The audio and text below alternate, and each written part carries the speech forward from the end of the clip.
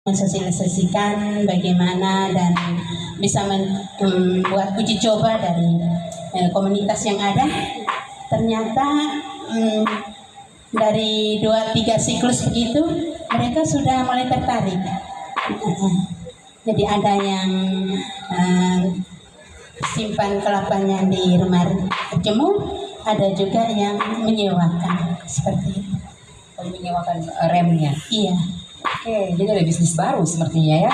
Saya menyediakan remnya, kemudian petani kelapa yang membuat Kopra Putri menggunakan rem saya. Itu biayanya seperti apa kalau mau penggunaan penyewaan seperti ini? Kembali lagi kalau ibu-ibu dengar seperti ini, uang gitu ya, per jam, per hari. Dari selama dia jemur 1 siklus, itu kalau 4.000 kami tawarkan 200.000. 4.000 buah kelapa. Oh, oke, 4.000 buah kelapa. Oke. Masuk ke dalam rumah jemur tersebut. Oke, selama 1 siklus ya sampai prosesnya selesai. Iya. 200.000 ya Mama ya. Iya, 200.000. Ini kalau bapak-bapak yang dengar, ih besar juga ini ya. Mulai sudah besok-besok semua langsung buat rem rumah ini di matahari. Ikan asin juga bisa dijemur kalau misalnya kopra saja kering, apalagi ikan asin ya untuk pembuatan ikan asin. Oke Mama, kemudian selama proses belajar di rumah sekolah kelapa itu apa yang Mama pelajari di sana? Itu bagaimana kita berkomunikasi dengan pihak-pihak yang mendukung kegiatan kita di masyarakat maupun di saat kita mengikuti Muslimpang Des, kita bisa menyuarakan kita punya persoalan-persoalan yang ada, sehingga kami selalu mengatakan bahwa kita harus bersatu untuk bagaimana mengurangi persoalan yang ada dengan selalu ikut merapatkan diri. Jadi kami selalu menciptakan rapat intern agar persoalan itu bisa kami atasi. Itu adalah satu pembelajaran buat saya bahwa kami selalu bertemu untuk bagaimana mengatasi permasalahan. Itu saja. Rapat intern, Mama kalau di desa sekarang gitu, rapat intern. Siapa tokoh atau sosok yang paling mendukung Mama dalam proses belajar ini? Keluarga, dan juga teman-teman komunitas. Teman-teman komunitas. Iya. Oke, baik.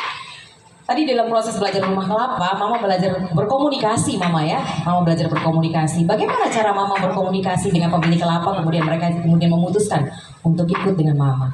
Kalau komunikasi seperti apa pendekatan yang Mama lakukan? Saya mendekati bahwa seperti yang disampaikan dari Ibu Asti tadi, kami selalu memberikan perbandingan dari waktunya dan juga bagaimana bisa punya efektif waktu tadi. Kalau kita menjemur di ruang terbuka itu banyak waktu yang kita hilangkan, tetapi kalau jemur di rumah jemur energi matahari kita bisa melakukan kegiatan-kegiatan lain, bisa ada pertemuan di desa, ada sosial kemasyarakatan saat orang meninggal di mana-mana, karena di sana kalau satu orang dalam desa punya keluarga meninggal, di desa lain semua rombongan keluar. Jadi tidak ada kekhawatiran untuk bagaimana mereka menjemur kelapa di dalam rumah jemur tersebut. Mereka sangat berinisiatif. Begitu ya, ini kayak Bapak Sylvester mulai melihat ada kebudayaan-kebudayaan yang memang melibatkan perempuan. Baik kedukaan, kesukaan, itu semua perempuan pasti terlibat. Dan itu bisa berhari-hari. Bayangkan kalau berhari-hari mau kasih masuk kopra dulu karena hujan, atau mau ikut acara kebudayaan itu ya, keluarga sosial, kegiatan sosial ya.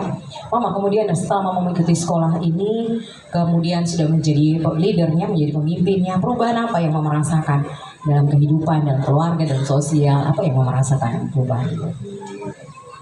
Wawasan saya bertambah luas setelah saya diutus menjadi perwakilan perempuan untuk mengikuti konferensi perempuan nasional di Indonesia Wow.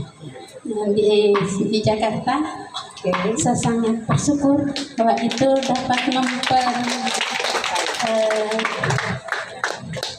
Kaya iya luas. Pak, kami bertemu di bandara. Oke, Mama tidak pernah bermimpi dan membayangkan mau makan ke Jakarta begitu ke Iya. ibu kota negara. Untuk membahas tentang energi terbarukan bersama dan menarasikan bagaimana rekomendasi untuk Bappenas. Itu satu kebanggaan buat saya. Oke. Kemudian perubahan-perubahan lain ketika Mama kembali ke kampung mengerjakan semua ini, apa yang Mama rasakan perubahan? Itu saya bisa diterima menjadi seorang pemimpin komunitas yang bisa ya berbicara untuk mengatasi persoalan masyarakat petani kelapa yang ada di Desa Adoba. Oke, tepuk tangan dulu buat Mama Masi. Mama Masi ini setelah pulang dari Jakarta, yang kemarin orang bilang sekolah kelapa itu apa dan lain-lain, orang sudah tidak ikut ngomong-ngomong lagi ya Mama ya, sudah tidak bicarakan atau masih lagi, atau sudah dibalik, sudah tidak lagi. Tidak lagi. Oke, tepuk tangan sekali lagi dulu buat Mama Masi. Siapakah Masi Subhan ini kemudian mengikuti kegiatan di Jakarta, begitu ya Mama ya? Tidak pernah menyangka dan tidak pernah membayangkan itu terjadi yang Mama alami. Kemudian ini menurut Mama nih, kenapa penting perempuan ini harus belajar, punya ilmu, perempuan juga harus bisa memimpin dan lain sebagainya.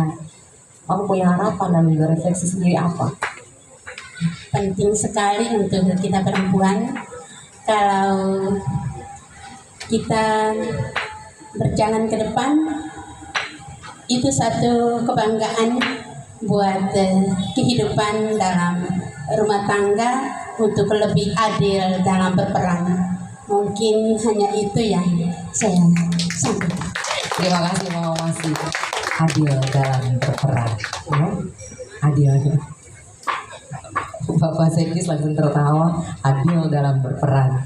Baik, kadang-kadang pekerja domestik itu selalu dipikirkan bahwa hanya perempuan saja yang melakukan ya.